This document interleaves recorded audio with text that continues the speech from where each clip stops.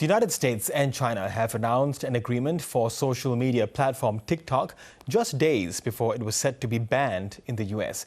The Trump administration had threatened to shut down the app unless it moved to US ownership. Officials from both countries have been locked in high-level talks for days and say a framework deal has now been reached. It's expected China could get concessions on economic and trade issues, including tariffs, for agreeing to the ownership structure. US President Donald Trump and China's Xi Jinping are set to finalize the deal in a phone call later this week. I've had more people say, could you try and keep TikTok alive? I use TikTok. I mean, I have to admit it in the election, and look how I did with you. No Republicans come close. It can maybe even bring us closer to China. We had a very good meeting with China. I was surprised. I didn't expect it to that extent. And I'm going to speak again with President Xi on Friday. And, I think that'll confirm things up. So let's get more on this now with Lindsay Gorman, Managing Director of the Technology Program at the German Marshall Fund of the United States. Lindsay, good to have you with us today. Now, firstly, are we to take it that TikTok has relented to American pressure and agreed to allow American ownership? Because China doesn't seem to have said very much on this. But what's your understanding? Well, thanks for having me. I think it's important to realize that we haven't actually seen what the details of this deal look like. And there have been many, many false starts, almost more than I can count, in this what has been really a 5-year process to try to resolve the national security concerns surrounding TikTok's operation in the United States and in other democracies. So the key issue here will be who controls the algorithm and who controls the data. And finally, also, does this deal comply with the U.S. law that has been in effect? And so I don't know that I see it as TikTok necessarily relenting or China relenting, more that I think we could see a situation where this app gets wrapped up in some of these trade pressures. And what I'm wondering is, will the United States have to give further concessions to secure its national security interests around TikTok? And what does this ownership structure actually look like? Does it leave Chinese ownership and PRC influence away from democratic discourse in the United States? Okay, Lindsay, let's get to those technical issues that you've just outlined there. Now, firstly, if the ownership is changed to U.S. hands, in that scenario, who will have access to the data of America's 100+ million users of TikTok? Yeah, so right now we don't know who might buy TikTok. There are some rumors and speculations that a group of investors led by Larry Ellison of Oracle is in kind of the prime position to buy the app, or at least its U.S. operations, TikTok U.S. And then it would be essential that all the data, all the servers, all the access is owned and controlled solely by whatever new entity that emerges, whether it's this group of investors or another larger company that ends up buying TikTok US.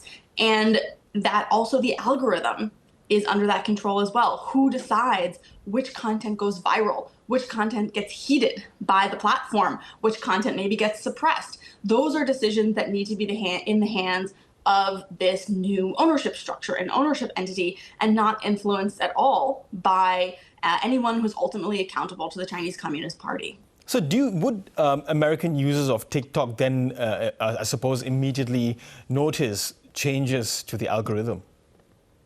If all goes well, not significantly, but of course the devil's in the details, and we could see a very rushed attempt to switch this ownership structure and do a transfer, do an update to the app. In theory, this shouldn't have to affect American users too much at all. But I think this is really the rub, that we actually can't tell, because the algorithm is so opaque. We actually can't tell if China isn't already promoting its content and demoting certain content on the app. So if there is a content change that American users see, I think that would be a data point in the camp of, well, maybe there was some influence going on here, but I don't think we would expect too significant changes or updates to the app. But of course, once this group of investors or company or whoever buys it does decide to buy TikTok to US, Of course,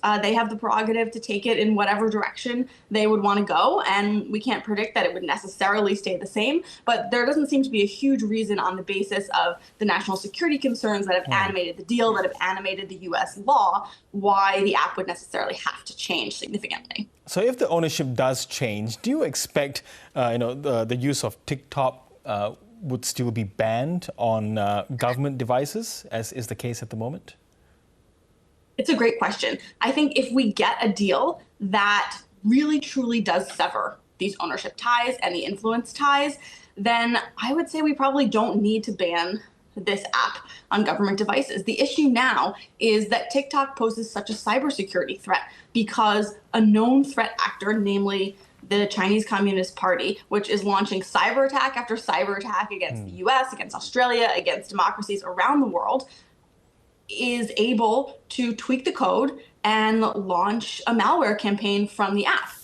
If that ability is removed, and I think that would be necessary to say that we have a successful deal, that we've successfully mitigated these concerns, then yeah, I don't know that it would be any larger a cybersecurity threat than another app on the App Store might be. And just finally, Lindsay, do you foresee any other sort of stumbling blocks between now and I think sometime on Friday? That's when we expect Donald Trump and Xi Jinping to be on a phone call where they strike this deal. Oh, so many. And maybe not even between now and Friday, but between whenever the framework is released and when it actually goes into implementation. One that I think should be first and foremost is, does the proposed framework, does the ownership structure actually satisfy the national security concerns? And moreover, does it satisfy the requirements of the law? This isn't just a matter of experts like me talking about how we have to be worried about this platform for political speech in the United States. Now it's actually a matter of law.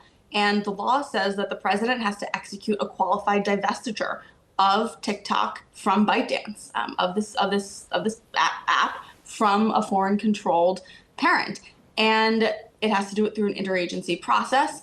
And there are stipulations. So the biggest stumbling block that I see is whether the deal actually sufficiently complies. And that means some of these ownership structures that are rumored about, that we've heard over the last few months, 50-50 split, an 80-20 split between China and the US, these probably would not comply, actually, with the law. So I think that's a major stumbling block. And then the second stumbling block that we could see is, how does this get mixed up in the trade and tariff negotiations that are messy and are ongoing as well?